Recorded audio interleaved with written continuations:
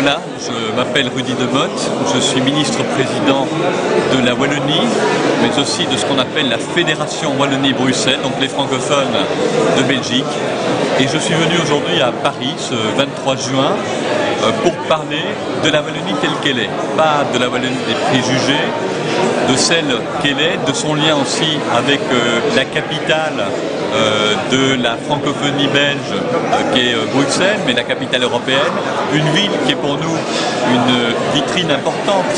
C'est 40 000 journalistes accrédités, c'est plus que Washington, c'est le siège de 1500 organisations internationales, c'est 300 banques étrangères établies, ce sont des bureaux d'avocats à profusion. Et donc, effectivement, c'est une plaque tournante de cette Europe en construction, mais c'est aussi pour nous une ville phare de la francophonie, une ville phare du développement économique. Et je suis venu rappeler que les chiffres de la Wallonie aujourd'hui sont bons. On est en train de croître, on croît plus vite que nous l'avons fait dans les différentes décennies qui viennent de se passer. Nous avons des résultats par le plan Marshall, qui est notre stratégie de redéploiement économique, près de 30 000 emplois créés sur les 5 dernières années, d'emplois directs.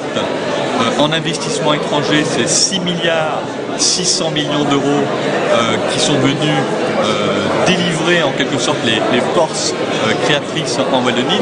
Tout cela faisait l'objet de discussions avec le public parisien, économique, aussi parfois du monde artistique et culturel présent.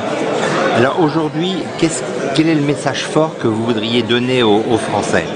D'abord, c'est de leur dire, vous avez là-bas, dans le Nord, au-delà de Lille et du Nord-Pas-de-Calais, des frères de langue et de culture qui vous attendent et qui sont en plus à l'origine de projets qui sont des projets de type transfrontalier. Quand entre Lille et Tournai, on est en train de mettre sur pied un e-campus, un campus des métiers de l'électronique, c'est un exemple, mais il n'est finalement qu'un exemple parmi des centaines d'autres qui montrent à quel point ce mouvement est en train de prendre ampleur. Les Français ont déjà aujourd'hui une place singulière dans la Belgique francophone. Et ils ont, je pense, demain la faculté d'y être encore plus présents dans le bénéfice mutuel. Parce que nous voyons bien qu'en termes d'investissement, notre balance commerciale est plus ou moins équilibrée.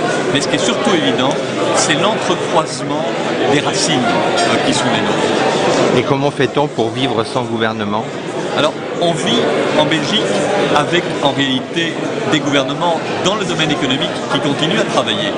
Vu de France, on pense que le gouvernement fédéral en affaires courantes, c'est l'absence de gouvernement. Non, les gouvernements régionaux réussissent très bien. Nous avons des chiffres de croissance économique qui sont assez impressionnants. Nous flirtons aujourd'hui avec les 2,6% de croissance, ce qui est très important. En matière d'emploi, sur le seul mois d'avril, on voit que du côté francophone du pays, nous avons encore une décrue remarquable. Donc les chiffres économiques sont là pour infirmer la crise institutionnelle. Donc autant nous avons du mal à nous entendre entre Belges sur les formes de l'État fédéral, autant les régions qui ont aujourd'hui de véritables outils économiques très différents des régions françaises. Nous avons des parlements qui votent des lois équivalentes aux lois nationales.